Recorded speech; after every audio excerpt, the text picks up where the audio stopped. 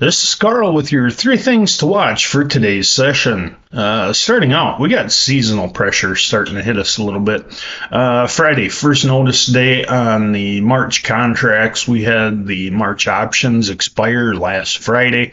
Big drop in open interest from that. 147,000 contracts of open interest dropped when the options expired.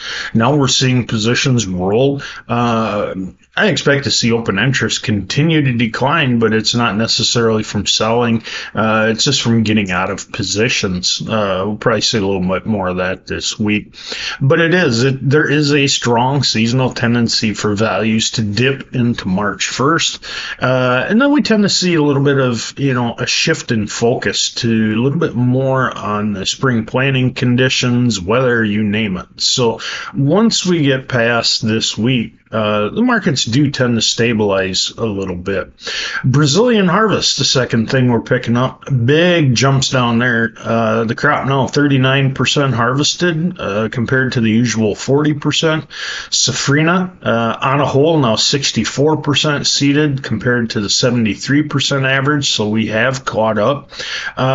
More rain coming though. The window we had has closed in Brazil. It appears we're going to see some more rains, probably slow some things up. We're also paying a little more attention to Argentine rains. Now, Argentina has gotten huge rains here lately. Unfortunately, they have went from being in drought conditions to now they have floods reported in some places. So Argentina can't cut a break. Bottom line is we had Ag Rural come out yesterday and cut production almost 3 million metric tons on that Brazil soybean crop. Now, you can say that's not a huge deal, but it puts them below the USDA. The bottom line in South America is the crops in Brazil, it appears, are they're walking back. We've seen likely the biggest crop estimates of the year. Could see some bigger ones out of Argentina. Weather over the next 10 to 14 days will be a big factor on that. The number one story today that I'm tracking, President Trump has confirmed that tariffs will go in effect a week from today on Canada and Mexico.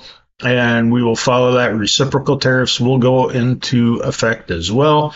I expect this probably not to affect old crop demand that much in the market, but new crop, I've already seen some cancellations in beef and pork as well. The tariff talk is starting to get real, and importers are starting to pay attention. So is the financial market. So it depends how long these stay and what we see for the end result, but it is going to be a factor in today's trade and likely for the next week. Those are the three things I'm watching today.